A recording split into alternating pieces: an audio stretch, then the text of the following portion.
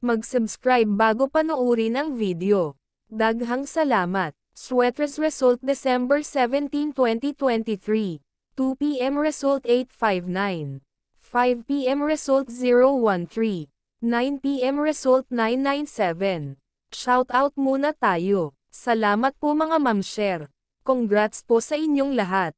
Ito na po ang best angle para sa December 18, 2023. 2 p.m., 5 p.m., at 9 p.m. Result angle ngayon 0135789. Messing number 246. Best and pairing number para sa December 19, 2023. Probables combination. Best Padakit Guide and Combo. Best 2 angle. Best 2 angle. Least number. Best double angle. Best double combo. Special number. Mintin 3 days. Hearing and best combination. PM. Hope to win po tayong lahat. Congrats sa mga mananalo bukas. Sa mga hindi pa nananalo PM na po kayo. Good luck. Alamin ang iyong mga zodiac sign. At mga maswerteng numero ayon sa inyong buwan ng kapanganakan. Libra September 24 hanggang October 23. May magandang tsansa na matupad ang iyong mga goals, lalo na sa ikalawang quarter ng taon. Hindi lang sa usaping material makakahanap ng paglago kundi maging sa iyong propesyon o trabaho. Retirement pay na inaalok posibleng ikonsidera. Pag-aralang mabuto ang iyong mga pangangailangan at huwag sumunod lang sa sabi-sabi ng iba. Family life may experience its shares of highs and lows. Sa relasyon, ang ilan ay makararanas ng pagsubok. Sa mga may chronic illnesses, kailangan ng dagdag na atensyon. Posible ang pag-a-abroad sa ilang mga Libra. Mga lakas, kooperatiba, diplomatikong, mabait, patas na pag-iisip, panlipunan. Mga kahinaan, ang hindi mapag-aalinlangan, pag-iwas sa mga paghaharap, ay magdadala ng sama ng loob, awa sa sarili. Gusto ni Libra, pagkakaisa, kahinahunan, pagbabahagi sa iba, sa labas.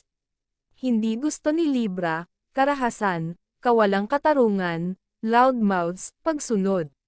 Ang mga individual na ipinanganak sa ilalim ng tanda ng Libra ay kilala para sa kanilang mapayapa at patas na kalikasan. At sa pangkalahatan ay hindi nila nagustuhan ang nag-iisa. Ang pakikipagtulungan ay mahalaga para sa kanila. At naghahanap sila ng isang tao na maaaring sumasalamin sa kanilang mga panloob na sarili. Ang mga Librans ay nabighani sa pamamagitan ng balanse at simetriya. At patuloy silang nagsusumikap para sa hustisya at pagkakapantay-pantay. Napagtanto na ang pinakamahalagang bagay sa buhay ay ang kanilang sariling panloob na pagkatao. Handa silang pumunta sa mahusay na haba upang maiwasan ang salungatan at mapanatili ang kapayapaan hanggat maaari. Para sa mga individual na ipinanganak sa ilalim ng tanda ng Libra, ang paghahanap ng isang katugmang kasosyo ay madalas na kanilang pangunahing prioridad sa buhay.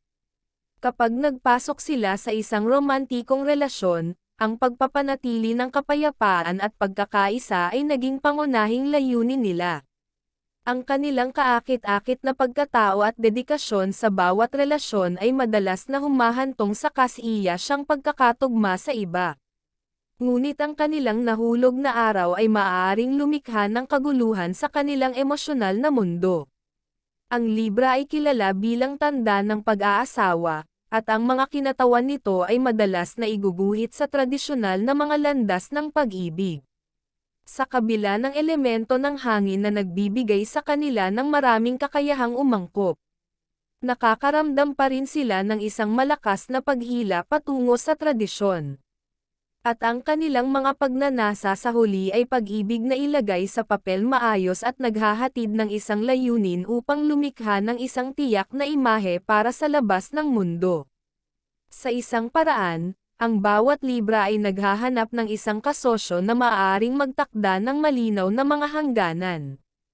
Naprotektahan ang mga ito nang hindi pinapanganib ang kanilang pagmamalaki sa proseso. Ang tanda na ito ay malalim na konektado sa sexualidad. Habang tumataas ang Scorpio kung saan nagtatapos ang Libra. Ang mga Librans ay naghahanap para sa malalim, makabuluhang mga relasyon. At kahit na wala silang problema na may kaugnayan sa mga taong hindi sila malapit. Ang kanilang tanging tunay na kasiyahan sa pag-ibig ay nagmula sa kumpletong pagsuko ng katawan at kaluluwa. Ito ay ang gravity ng Libra na ibahagi ang kanilang buong buhay sa isang tao. Habang hinahamon din ang kanilang sarili na maging independenteng at magkaroon ng kamalayan sa kanilang pangunahing pagkatao. Mga kaibigan, ang mga kinatawan ng Libra ay lubos na sosyal at madalas na inilalagay ang kanilang mga kaibigan sa pansin.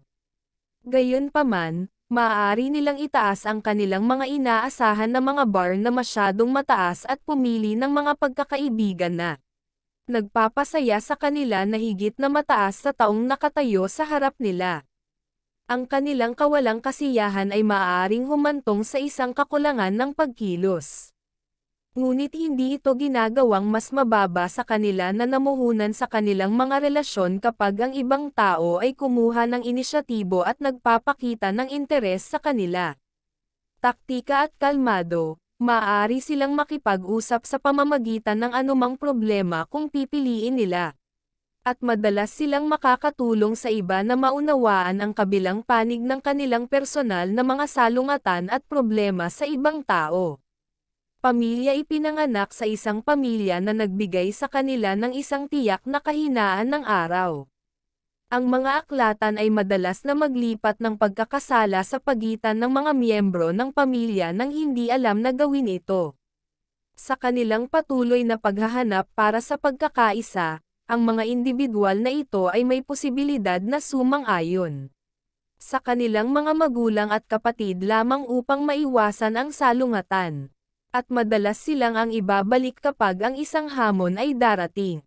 Kailangan nilang alagaan ang kanilang mga personalidad, at madalas na bumaling sa pag-iisa upang matuklasan ang kanilang sariling pananaw sa marami. Kung nabuo nila ang isang malakas na pakiramdam ng sarili at nagtrabaho sa kanilang panloob na kapangyarihan, maaari silang maging mabuting magulang. At mga modelo ng papel. Handa nang ibahagi ang lahat ng nalalaman nila sa kanilang mga anak.